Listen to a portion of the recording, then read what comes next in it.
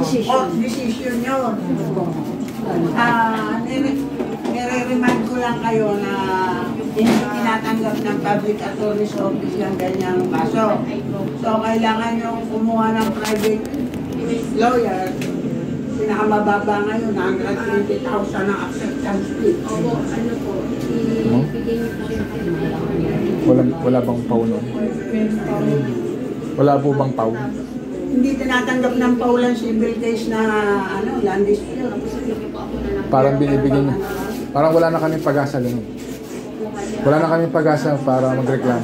Hindi, try nyo lang din muna sa pau. Try nyo rin sa pau. Baka, ano po dong, ano sa palagay mo?